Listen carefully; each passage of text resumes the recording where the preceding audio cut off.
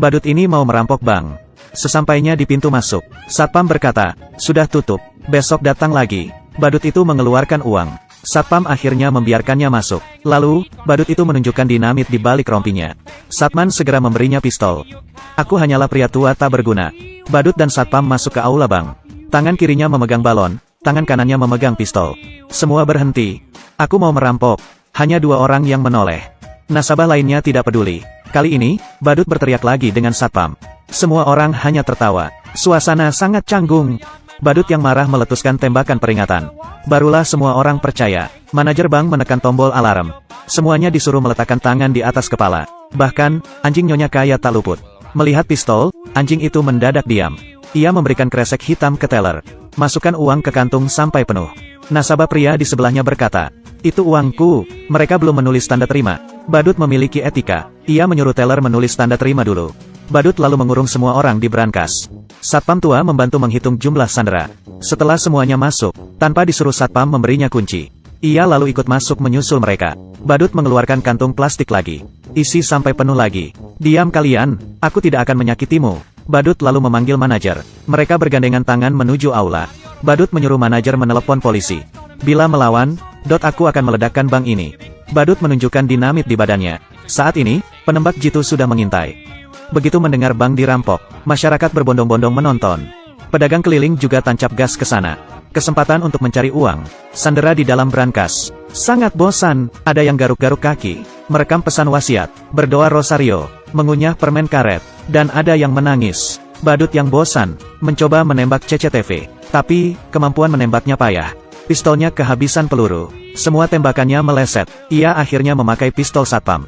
Sekali tembak, CCTV rusak. Kepala polisi menelepon. "Kenapa tadi kamu menembak?" Badut berkata, "Tadi aku menembak CCTV, karena ia mengamatiku. Sekarang aku butuh bus dengan bensin penuh. 1 motor, 1 truk monster, 2 helikopter. Setiap permintaan yang dipenuhi, aku akan melepas 1 sandera." Helikopter pun tiba. Badut memilih 1 sandera untuk dilepas. Pria yang menangis tadi, muntah di sarung tangannya. Entah siang tadi dia makan apa. Di brankas yang tertutup, semua orang jadi mual mencium baunya.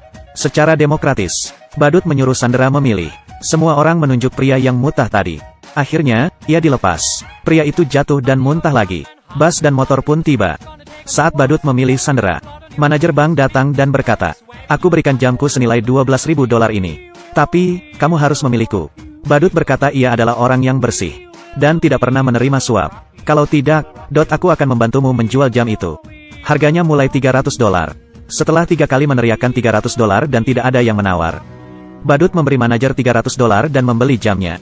Dengan sopan, ia mencopot jamnya senilai $2 dan memberikannya ke manajer. Badut melanjutkan pemilihan. Si pirang memarahi Badut. "Badut dengan makeup tebal sepertimu merampok bank, seperti banci." Badut yang marah langsung menunjukkan bom di badannya.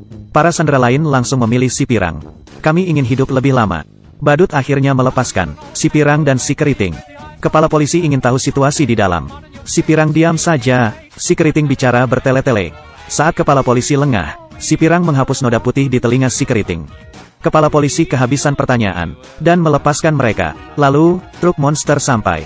Kepala polisi menelpon lagi, tapi tidak dijawab. Adegan beralih ke jalan. Mereka bertiga berkumpul, dan merayakannya dengan sampahnya. Rupanya, si keriting tadi adalah Badut. Si pirang itu pacarnya. Pria yang muntah tadi adalah temannya. Mereka berdua masuk ke bank dulu dan menyamar sebagai nasabah. Mereka bertiga berpura-pura jadi sandera untuk keluar. Badut menelepon kepala polisi. Ia berkata truk itu terlalu jelek, dan ia tidak suka. Jadi, ia minta truk itu diganti. Bila tidak, sandera akan ditahan. Sebenarnya, ini untuk mengulur waktu. Saat menutup telepon, temannya tak sengaja menekan klakson. Kepala polisi merasa ada yang salah. Di dalam bank, tidak mungkin mendengar klakson sejelas itu. Polisi akhirnya menyerbu. Di aula, hanya tinggal balon di langit-langit. Mereka bertiga tahu, dan langsung tancap gas ke bandara. Tapi, mereka tak punya peta. Jalanan sekitar terasa asing. Mereka tersesat. Mereka bertanya pada pekerja di pinggir jalan, yang ternyata juga orang luar kota. Mereka juga tidak tahu. Akhirnya, mereka bertemu seseorang yang punya peta. Siapa kira pria itu juga perampok. Ia menodong Badut dan mengambil dompetnya. Tapi, di dompetnya hanya ada $4. Badut bilang, "Jamku ini harganya $12.000. Lepaskan kami, dan ini milikmu." Pria itu bilang, "Pria miskin sepertimu, tapi punya jam seharga $12.000. Kamu kira aku bodoh? Lalu ia mengambil koper mereka dan pergi. Koper-koper itu cuma berisi baju mereka. Mereka memutuskan kembali ke rumah si Pirang. Tempat parkir penuh, jadi, mereka parkir di pinggir hidran. Si Pirang berkata, dendanya aku yang bayar. Dengan gembira ia memamerkan uang di balik bajunya. Rupanya, mereka menyembunyikan uangnya di baju. Saat mau pergi, penyewa baru datang. Ia mengira mereka pencuri, lalu menodong mereka. Ia mau lapor polisi. Badut berkata, berapa uang sewamu sebulan? Aku dulu $1.200. Penyewa bilang, kenapa kita 2.600? Seketika, mereka terdiam, dan tidak peduli apakah mereka pencuri atau bukan. Saat itu, gedung sebelah kebakaran. Mobil mereka menghalangi hidran. Pemadam memecahkan kaca mobil dan menggesernya. Tapi, mobil mereka berada di tanjakan. Mobil merosot ke bawah. Kepala polisi akhirnya sadar. 3 sandera yang keluar tadi adalah perampoknya.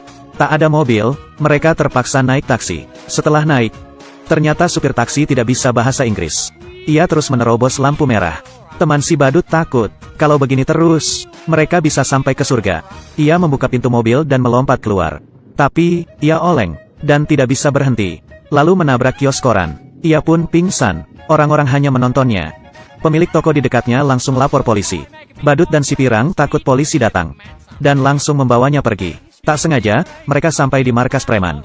Para preman mengacungkan pistol, dan menanyai mereka. Badut yang cerdas berpikir, bila ia berkata salah masuk, mungkin mereka akan dibunuh. Kami menagih hutang. Tak disangka, ternyata preman itu punya hutang kepada mafia. Ia bertanya, kenapa yang biasa tidak datang? Badut bilang, dia sedang marah. Buktinya temanku barusan dilempar dari mobil. Dia bilang, lunasi hutang kalian hari ini. Kalau tidak, ia akan membanting kalian satu-satu. Preman itu takut, dan melunasi hutangnya $6.000. Mereka bertiga dengan senang keluar. Saat menunggu bus ke bandara, supir bus sangat kolot. Bayar bus harus pakai koin. Tidak boleh pakai uang besar. Badut akhirnya ke toko untuk menukar uang. Toko sudah dipenuhi polisi. Penagih hutang mafia yang sebenarnya sampai. Preman bilang uangnya sudah diambil.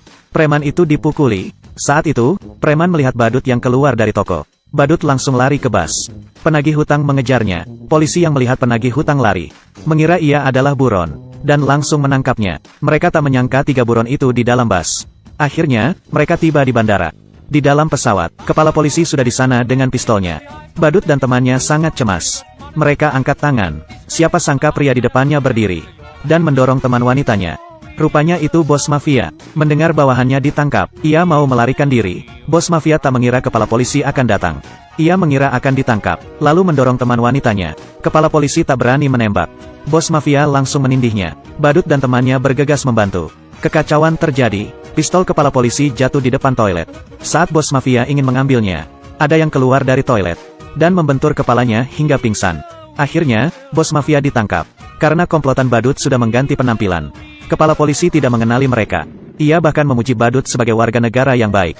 Bahkan mencatat nama mereka. Setelah pesawat lepas landas, kepala polisi baru sadar. Nama yang dicatatnya barusan adalah nama badut perampok bank.